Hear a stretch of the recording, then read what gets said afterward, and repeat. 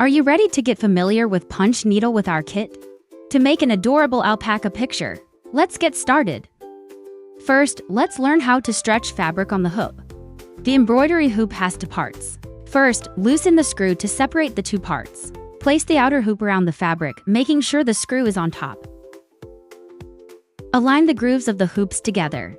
Tighten the screw gradually while pulling the fabric evenly. Ensure the design fits nicely within the hoop. While embroidering, if the fabric loosens, you'll need to loosen the screw and tighten the fabric again. Next, we'll thread the yarn into the needle. First, use the threader tool to insert it through the hole at the needle tip. Pull it through the needle down to the tail. Next, thread the yarn through the threader and pull it through. The yarn will come out at the needle tip. Remove the threader and shorten the yarn so about 5 centimeters remains at the tip. Now your punch needle is ready for embroidering. Let's start punching on fabric. About punch needle embroidery. Each finished piece will have a flat side and a looped side. Depending on the details of the design, we'll apply either the flat or the looped side to match the alpaca image. For this alpaca, we'll use the looped side for the fur to create a fluffy alpaca effect. And we'll use the flat side for the other details to make the fur stand out more. The first technique we want to introduce is the looped embroidery technique. This technique is what we'll use to embroider the alpaca's fur. First, let's practice a few stitches by following my instructions below. Before doing looped stitches, cut half of the rubber cap at the needle tip. This will make the loops an appropriate length. Remember not to cut it all off, it's unnecessary and you might run out of yarn faster. Even after cutting half of the rubber cap, you can still do flat stitches as usual, so don't worry. While stitching, always keep the beveled side of the needle facing up and in the direction of your stitch. For example, when stitching upwards, tilt the needle upwards.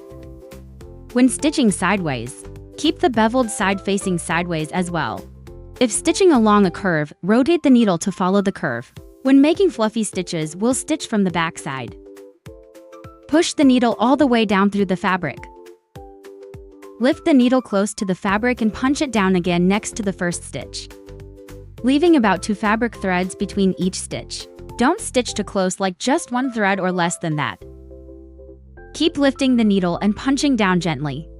Always push the needle all the way in. This makes sure the loops on the back stay even. If you don't punch the full depth, the yarn loops will be uneven. While stitching, remember to keep pulling out more yarn regularly. Don't hold the yarn tightly or place anything on it. If the yarn is stretched, the stitches might loosen. When starting to stitch a section, we will stitch around the outline first. Then fill in towards the center in a spiral pattern until it's fully covered. Make sure your stitches are close together so the fluffy yarn covers the fabric completely. To finish a fluffy stitch, lift the needle, hold the yarn so it doesn't pull out, and cut the yarn.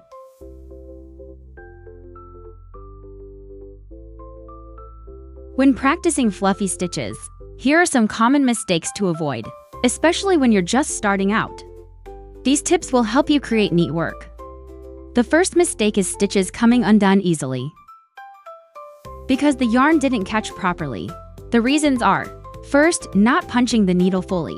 If you only punch halfway and not all the way in, the yarn on the back will be too short and come loose easily. So always push the needle down completely to secure the yarn in the fabric.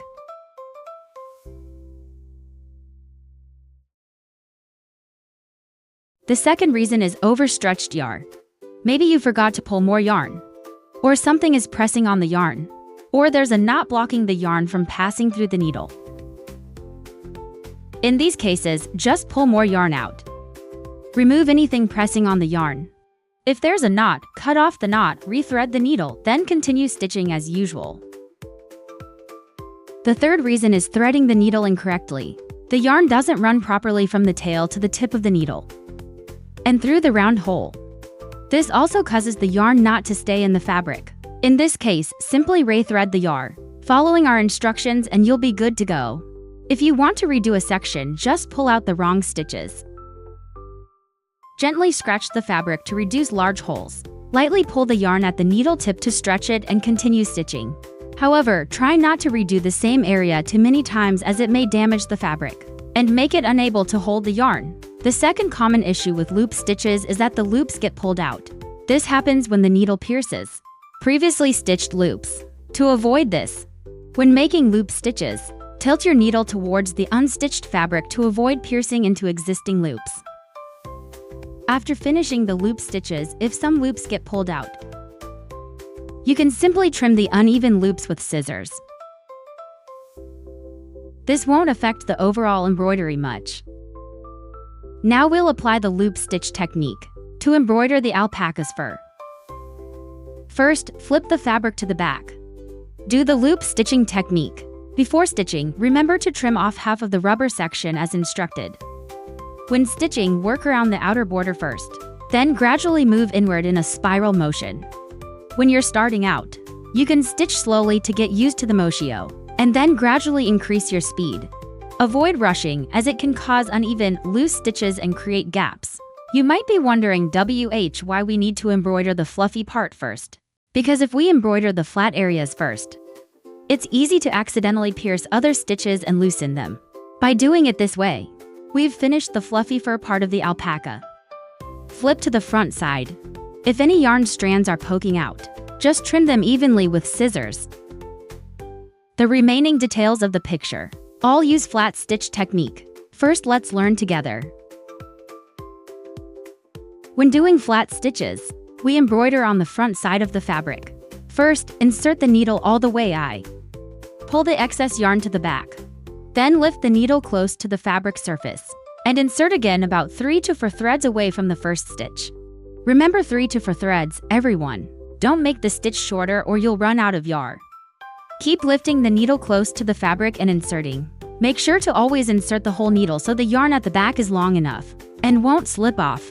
While stitching, remember to keep adding yarn and avoid holding the yarn or pressing anything on it, as it will stretch the yarn and loosen the stitches. When stitching a detail, we first outline around the shape. Then stitch inward in a spiral until it's filled. Make sure to stitch closely together and not leave fabric showing. The following rows should be slightly staggered compared to the previous row for harmony. There are 2 ways to finish a flat stitch. Method 1, insert into the last stitch. Hold the yarn at the needle tip and lift the needle.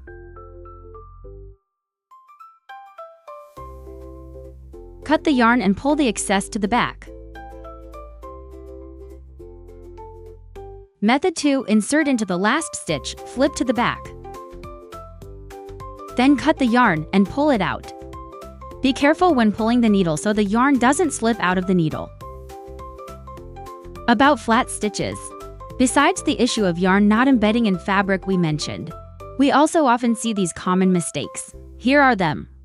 One common mistake is stitches becoming bulky and hard to pierce, because stitches are too short and overlap.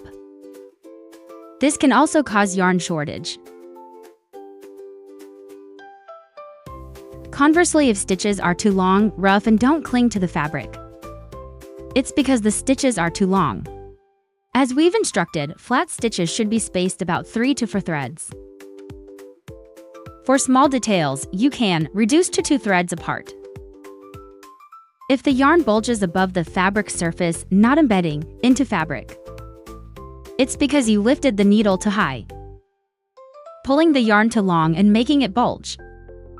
How to fix? Just lift the needle close to the fabric. If you accidentally lifted too high, gently pull to tighten the yarn. Stitch slowly to get used to it before speeding up. Now let's apply the flat stitch technique we just learned to complete the rest of the picture. When flat stitching, we stitch small inner details first, like eyes, mouth, and blush. Then move on to larger outer areas like face, ears, and background. For small eyes, to 2-3 zigzag lines like this. It's enough for a cute round eye.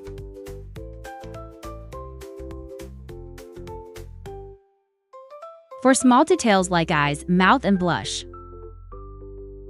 reduce stitches to span to fabric threads so the pattern won't be rough. After finishing small details, we'll embroider the face and ears of the alpaca. For stitches near the fluffy yarn, you can use your hand to push the fluff aside to insert the needle more easily. These stitches should be made close to the fluffy yarn, but not too close to avoid piercing and pulling the fluff out. Remember, still stitch outlining first, then spiral inward gradually. Finally, embroider the background. We embroider the edge close to the hoop first. Remember to insert the needle beside the hoop to make the pattern even, round and not crooked.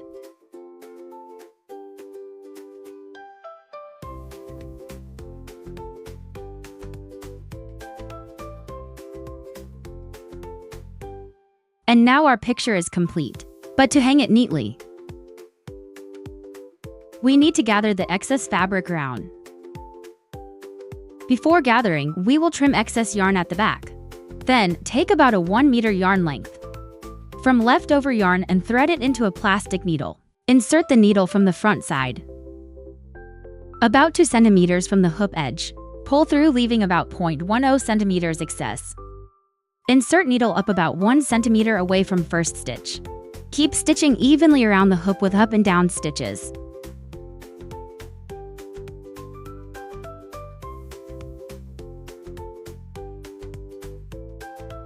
Make the last stitch about 1 to 2 centimeters from first stitch. After finishing, we'll get a loop of yarn around the hoop. Flip the picture over. Hold both yarn ends and pull back to gather fabric tightly. Then tie both ends in a knot and it's done. So we've finished the alpaca embroidery. It's not too hard, right? It's just a bit of care and patience. You can create these lovely handmade items yourself to gift your loved ones. We have many other cute embroidery kits. Please message us for more support.